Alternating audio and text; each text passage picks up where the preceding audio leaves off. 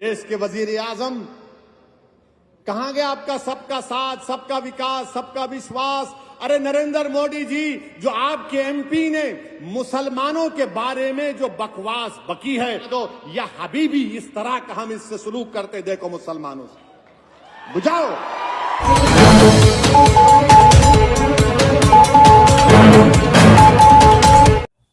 स्वागत है आपका यूटीवी न्यूज चैनल में। मैं आपके साथ मोहम्मद यासीन नईकोरी। ख्वाजा गरीब नवाज बोले मुसलमान है उसको मारो। मेरे अजीज दोस्तों और बुजुर्गों, ये वतन अजीज का हाल है। और फिर हम देखते हैं कि भारत की पार्लियामेंट में एक बीजेपी का एमपी एक मुस्लिम एमपी को बकवास, गंदगी, गाली देता है। एक एक बात, मैंने क्या क्या बात बोलता है। लोग कह रहे हैं नहीं पार्लियामेंट में नहीं बोलना चाहिए था। अच्छा, पार्लियामेंट में नहीं बोलना चाहिए था? बोले कि नहीं उसकी जबान खराब थी। अच्छा, जबान खराब थी? अरे ये तो अवाम का नुमाइंदा है ना, तुमने इसको वोट डाला। जब अवाम इतने लोगों को मार रही है, जुनैद नसीर को जला रही है, नूह में घरों को 300-350 घरों को बगैर कानून के ड्यू प्रोसेस को फॉलो किए घरों को तोड़ दिए, धर्म संसद में गालियां दी जाती हैं मुसलमानों को, रेप की धमकियां दी जाती हैं, तो ये तो तुम्हारा नुमाइंदा है। उसने गालियां दी, अच्छी जबान इस्तेमाल नहीं की। उस बीजेपी के एमपी ने, अरे वो तो गोडसे की बात कर रहा था, वो नाकाबिल कबूल है। हम तो रोज सुन रहे हैं ना इनको गाली। मैं जानता हूं, मेरी उम्र 8-9 साल या 10 साल की थी। हमारा घर हैदरगुड़े में था, पुराना घर। वहां पर हर कोई आरएसएस के लोग, जब कोई जुलूस होता तो हमारे घर के पास आकर पुकारते, सलाहुद्दीन अवैसी कब्रिस्तान या पाकिस्तान। मैं और अकबर, हमारे एक ताया वहीद भाई जो बड़े ताकतवर थे, उनके साथ बैठते थे। वहीद भाई लकड़ी लेके भागते, ये 25-30 फीट छोड़ के भागते। मैं सुना हूं मेरे कानों से, आज मेरा बेटा सुन रहा है ये। मैं ये समझा कि शायद मेरी जिंदगी में खत्म हो जाएगा, मगर मेरी औलाद सुनेगी, आप सुनेंगे, बच्चे सुन रहे हैं। याद रखो मेरी इस बात को, एक दिन आएगा जब भारत की पार्लियामेंट में किसी मुसलमान का मॉब लिंचिंग हो जाएगा। वो दिन दूर नहीं है, अब वो दिन दूर नहीं है। क्योंकि हिटलर की जब हुकूमत थी, तो हिटलर की हुकूमत में लिखा जाता था, यहूदियों से बच के रहो, ये जर्मनी के लिए खतरा है। आज यहूदी लफ्ज को निकाल दो, मुसलमान लिख दो उस पर।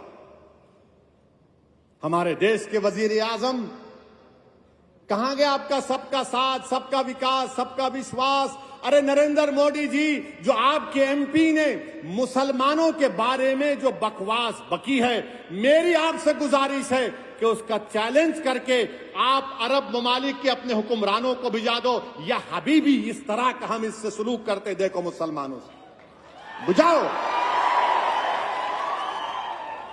क्या नरेंद्र मोदी अपने एमपी की स्पीच का अरबी में ट्रांसलेट करके मोहम्मद बिन सुल्तान, मोहम्मद बिन जैद को भिजाएंगे? आप भिजाएंगे उनको? बताओ देश के वजीर आजम। क्या तुर्की के एर्दोगान को भिजाओ? देखो हम इस तरह भारत की नई बिल्डिंग में हमारे पार्टी का एमपी ने मुसलमानों को इस तरह कहा है। देश के वजीर आजम कुछ नहीं बोलेंगे। जुनैद नसीर मर गए, वजीर आजम मुंह नहीं खोलते। ट्रेन में 3-3 मुसलमानों को नाम पूछकर गोली मार दी गई, वजीर आजम कुछ नहीं बोलेंगे। पीटा जा रहा है, सतारा में मारा गया, कुछ नहीं। अरे सतारा में तो जो बच्चा शहीद हुआ, अरे देवेंद्र फडणवीस, तुम्हारे आदमी ने जुलूस को निकाला था। तुम होम मिनिस्टर रहकर तुम्हारा आदमी सतारा की मस्जिद में घुसता है माप को लेकर। कैसे होम मिनिस्टर हो तुम देवेंद्र फडणवीस? मगर हमारे वजीर आजम ने इस मुल्क में एक माहौल को पैदा कर दिया कि नफरत करो और राज करो। नफरत करो, वोट हासिल करो, नफरत करो, सत्ता हासिल करो, इस्लाम को गाली दो, जीत जाओ इलेक्शन, इस्लाम को गाली दो और प्राइम मिनिस्टर, सीएम मिनिस्टर बन जाओ, मुसलमानों को पीटो और इख्तिदार पर आ जाओ। अरे कब तक चलेगा नफरत? ये याद रखो, ये नफरत खत्म अगर नहीं हुआ, ये जो आग लगा रहे नफरत की आग, याद रखो ये नफरत की आग में सब आ जाएंगे। हम मरने से कभी नहीं डरे, ना कभी डरेंगे इंशाअल्लाह ताला।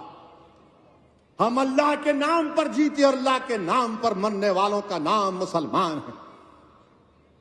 मगर इस मुल्क का क्या होगा, इस देश का क्या होगा, जिसको हमने अपने खून पसीने से सींचा, जिसको अल्लामा फजल खैराबादी ने अपनी कुर्बानियों से आजाद किया।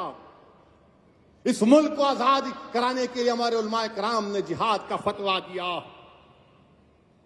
मौलवी अलाउद्दीन, मौलवी इस्माइल काला पानी की सजा काटे, मगर आज देश की पार्लियामेंट में गाली दी जा रही है और बीजेपी सिर्फ उसको नोटिस देती है, लव लेटर देती है। मैं पूछना चाहता हूं देश के प्रधानमंत्री, अगर यही बात कोई आपके बारे में करता तो क्या होता आज इस देश में? बोलो वजीर आजम, अगर कोई ये अनाप शनाप गंदगी आपके बारे में कोई बोल देता तो क्या करते आप? आपकी पार्टी के लोग बन मनाते, बोलने वाले के घर को जला देते।